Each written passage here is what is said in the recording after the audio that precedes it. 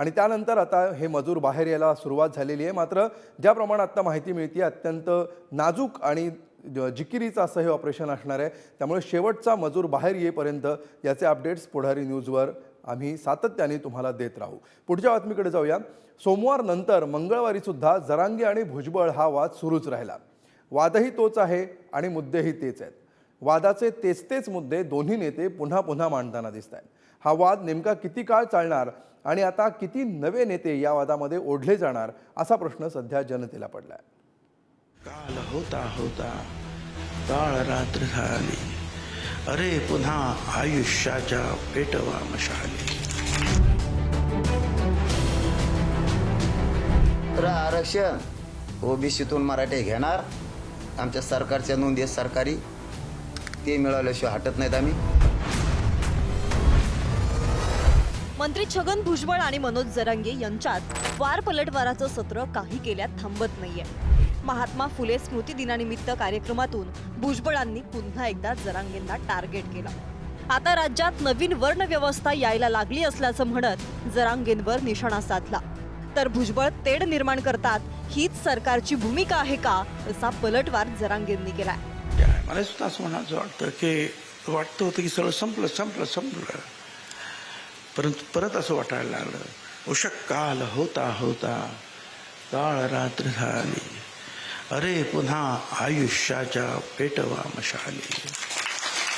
आरक्षण ओबीसीतून मराठे घेणार, आमच्या सरकारच्या नोंदी सरकारी ते मिळाल्याशिवाय हटत नाहीत आम्ही।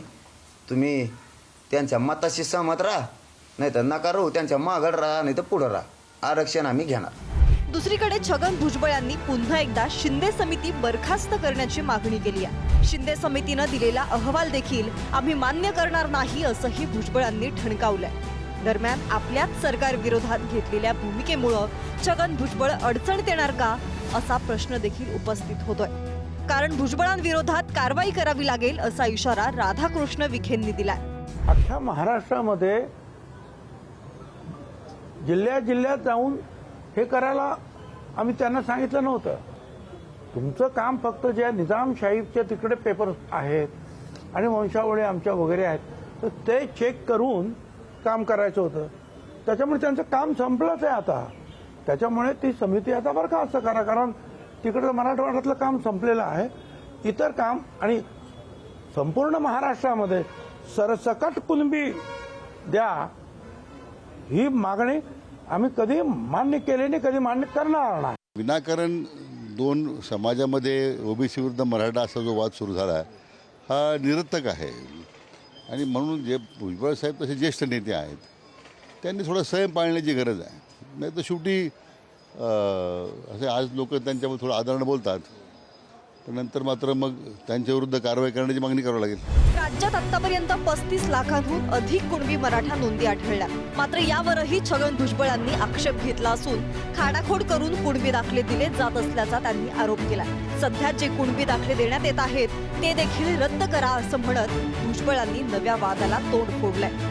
निजामशाहीची वंशावळ चेक करून त्याच्यामध्ये कुणबी म्हणून नोंद असेल आणि ते सर्टिफिकेट त्यांना मिळालं तर ते आपोआपच ओबीसी झाले। मग आम्ही मुख्यमंत्र्यांकडे प्रकाश शेंडगे यांच्याद्वारे काही ठिकाणचे कागदपत्र पाठवले की ज्या कागदपत्रांवर पूर्वी टाकाने लिहिले जायचे आता तो मराठा खोडून पेनानं मराठा कुणबी वगैरे लिहित आहेत, ते आम्ही कागदपत्र दाखवलं, त्याला आमचा विरोध आहे।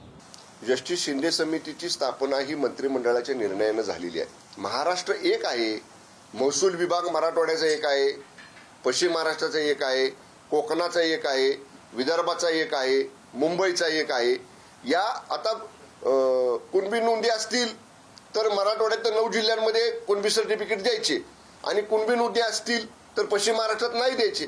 अशी दुगल भूमिका, दोन वेगवेगळ्या भूमिका, दोन वेगवेगळ्या विभागांसाठी एका राज्यातल्या ह्या नियमानं, कायद्यानं, घटनेनं आपल्याला घेता येत नाही। दरम्यान भुजबळांनी आपल्याच सरकार विरोधात घेतलेल्या या भूमिकेमुळे विरोधकांना आयती संधी मिळाली आहे। एकमेकांशी भांडण्याचा हा प्रयोग दिसतोय असा टोला विरोधी पक्षनेते विजय वडेट्टीवारांनी लगावला। हास्यास्पद प्रकार आहे। राज्यातला एक मंत्री बरखास्त करा म्हणून सांगतो आणि सरकार त्यांना ऐकत नाही अशी स्थिती आहे. म्हणजे सरकारमधल्याच घरात राहणाऱ्या एकांनी एकामेकाशी भांडून एकाच घरात राहणं, तर असा हा प्रयोग मला दिसतो आहे. शिंदे समिती गठीत झाली त्यावेळेस मंत्रिमंडळ म्हणून मंत्री म्हणून आपण ती भूमिका स्पष्टपणे मांडायला हवी होती असं माझं मत आहे.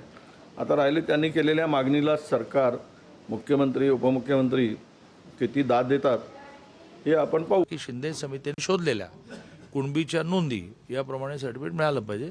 सगळेच कुणबी असं करू नये असंच त्यांचं म्हणणं आहे. मुद्दा आहे तो असा की जरी वेगळं आरक्षण दिलं, जे द्यावं असं माझा आग्रह आहे, ते टिकेल माहीत नाही, कारण कोर्ट काय आपल्या हातात नाही, दोनदा फेटाळलं गेलं. आणि त्यामुळे आपल्याला टिकलेलं 10% आर्थिक मागासाचं आरक्षणच पदरात पाडून घेतलं पाहिजे. ते चिरंतन आहे, कारण त्याच्यावर सुप्रीम कोर्टाने शिक्का मारलेला आहे. मनोज जरांगेंच्या मागणीनंतर कुणबी मराठा नोंदी शोधण्यासाठी माजी न्यायमूर्ती शिंदे समिती गठीत झाली. त्यावेळी मंत्री म्हणून भुजबळ यांनी स्पष्टपणे भूमिका मांडायला हवी होती. तेव्हा भुजबळांनी या समितीला का विरोध केला नाही? आता त्याच भुजबळांना स्वतःच्याच सरकारची शिंदे समिती का नकोशी झाली आहे? भुजबळ आपलं म्हणणं मंत्रिमंडळात का मांडत नाही? माध्यमांसमोर सरकार विरोधात घेतलेल्या भूमिकेनं त्यांचा नेमका हेतू काय? हे प्रश्न या निमित्तानं उपस्थित होत आहेत. पुण्याहून ज्ञानेश्वर चौतमल, संभाजीनगरहून सचिन जिरेसह सूरज बोरावके, पुढारी न्यूज.